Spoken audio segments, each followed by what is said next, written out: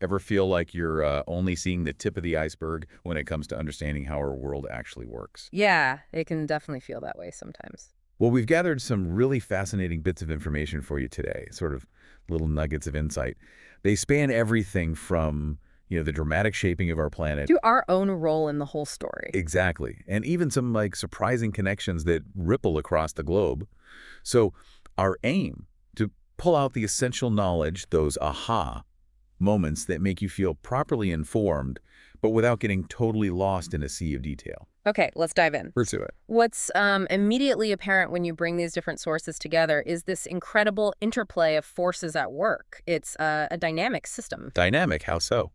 Well, the very geology of our planet, it influences the environments we see, right? And those environments are constantly being shaped by, well, by us, by human activity. And we shape them back, I suppose. In turn, yeah. Yeah. And it all happens within this larger global context. Right. So let's start with the ground beneath us. The material we've been looking through introduces this idea of relief.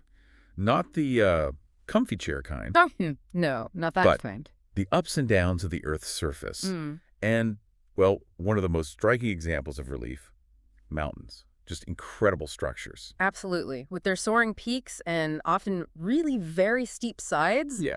they often rise above the snow line, where it's cold enough year-round for glaciers to actually form. Ah, okay. So you get this amazing combination of, like, massive geological forces pushing everything upwards, Right, creating these high-altitude environments. but then develop their own unique features, like Yeah. those glaciers you mentioned. Precisely. And it's not just one recipe for making a mountain, is it?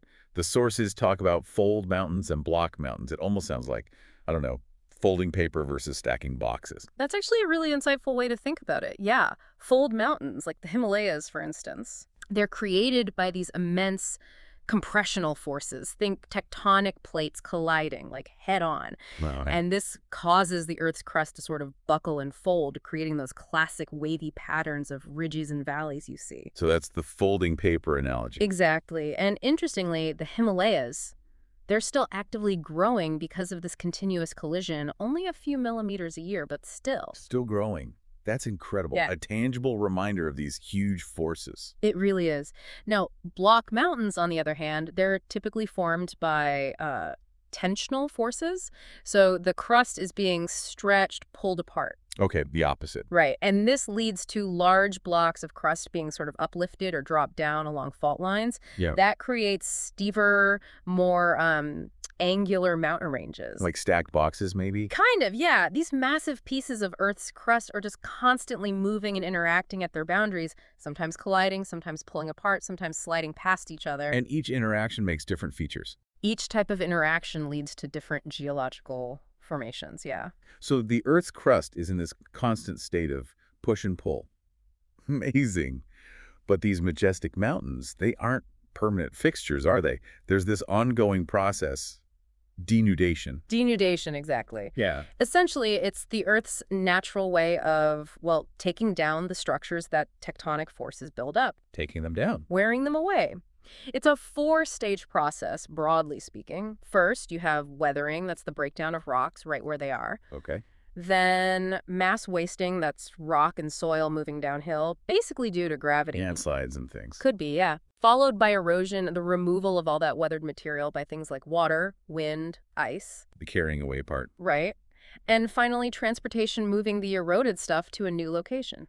It's like a constant construction and demolition cycle, but on a geological timescale. That's a great way to put it. These mountains are built up over millions of years, but then slowly, relentlessly worn away. And these processes, they shape all sorts of different landforms, right? Not just pointy mountaintops. Oh, absolutely. Glaciers, for instance, they act like giant carving tools. Yeah. They gouge out those characteristic U-shaped valleys. Right, I've seen pictures of those. And as they melt, they leave behind piles of debris rocks and soil called moraines. Moraines, okay. Then you have rivers through what we call fluvial processes. They carve V-shaped valleys initially. Different shape from glaciers. Yep. And over time, they create wide floodplains and river deltas where they meet larger bodies of water like lakes or the sea. Makes sense. And even wind. Through aeolian processes, wind can sculpt landscapes too. forming sand dunes and deserts, obviously, Yeah. but also depositing fine sediment called loess over huge areas. Lows. LOES. It's like very fine wind-blown silt can be very fertile, actually. Huh. Okay, so we've looked at the big picture of how the Earth's surface is shaped. Now, let's maybe turn our attention to how we humans interact with this dynamic planet. And as our sources point out, it's not always a gentle interaction, is it? No, unfortunately, not always. Deforestation, for example, that comes up. It has some pretty significant ripple effects, apparently. So beyond just, fewer trees, are there any surprising knock-on effects we might not immediately think of? Well, what's really critical to understand here is the impact on the water cycle. It's huge. Okay. See, forests act like natural sponges. Their canopies, the leaves and branches, they intercept rainfall. Catch the rain. Right, allowing it to sort of slowly filter into the ground. And that replenishes groundwater aquifers, these underground layers of rock or soil that hold water. Ah, okay. So forests help fill up the underground water stores. Precisely. But when forests are cleared, a much larger amount of rainwater just runs directly over the surface. Doesn't get a chance to soak in. Exactly. And this leads to, well, first, increased soil erosion because the running water carries the soil away. Second, a higher risk of flash floods downstream. Right. And third, a decrease in the amount of water that actually seeps into the ground to recharge those vital groundwater sources. Which could affect water availability down the line. Potentially, yes. In the long run, definitely. Wow. It really highlights how interconnected everything is, doesn't it? And the vital role forests play in keeping that ecological balance. Absolutely vital. And speaking of what's under our feet, our sources also delve into the fascinating world of soil.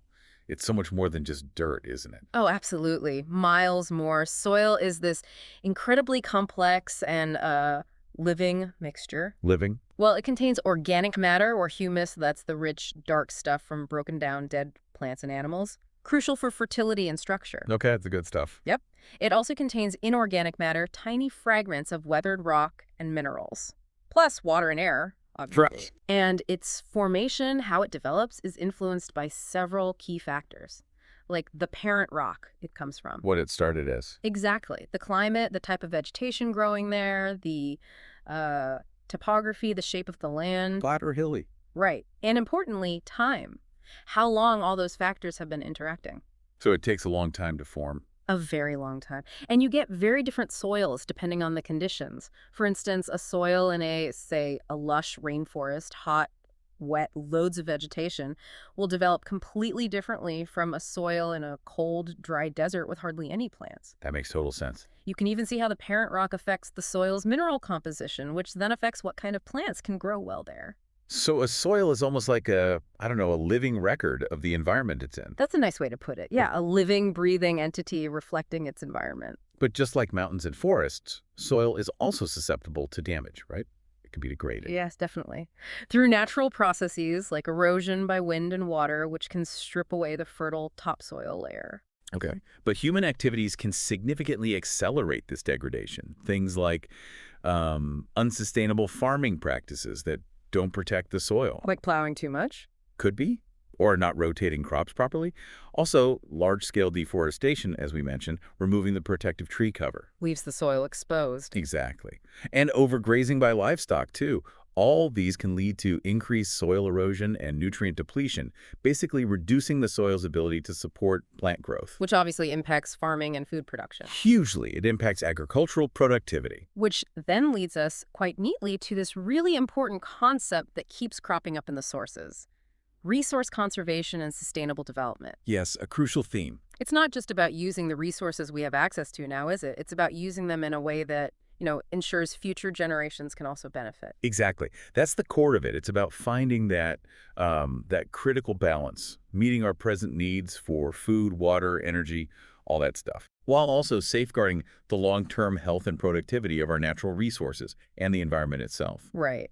It often involves adopting practices that minimize our environmental footprint, promote efficiency in how we use resources, and maybe even restore ecosystems that have already been degraded. Thinking long-term. Thinking long-term, absolutely. Okay, so let's zoom out a bit now. Look at the bigger picture.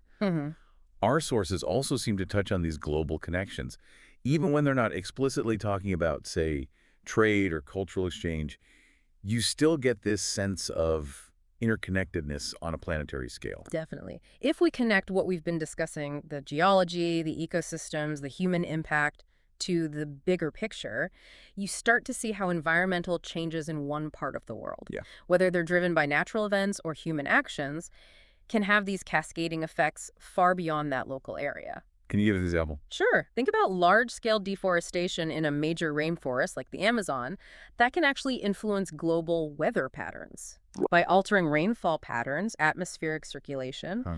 It's complex, but the effects can be widespread, and it obviously impacts biodiversity on a global scale too. Wow. All right. Similarly, the health of our oceans, which cover most of the planet, affects weather systems, global food chains, biodiversity worldwide. Wow. It's all part of a very complex, very interconnected system. It truly is like this giant intricate web where pulling one thread can make the whole thing wobble. That's a pretty good analogy, actually. And as we've been exploring all this, some really intriguing little nuggets have emerged, haven't they? For instance, just the sheer scale of mountain formation, driven by those colossal tectonic forces pushing and shoving the Earth's crust. Yeah. It's just mind-boggling to really think about. It is, and for me, what really stands out is how these seemingly slow, gradual processes, like weathering and erosion, acting over these immense stretches of geological time, Millions of years. can completely reshape those massive landforms that took so much force to build in the first place. It's such a powerful reminder of the impact of persistent, steady change. Yeah, slow but relentless. And also the realization that our seemingly everyday actions, like clearing a forest, can have such a profound and long-lasting impact on something as fundamental as groundwater resources.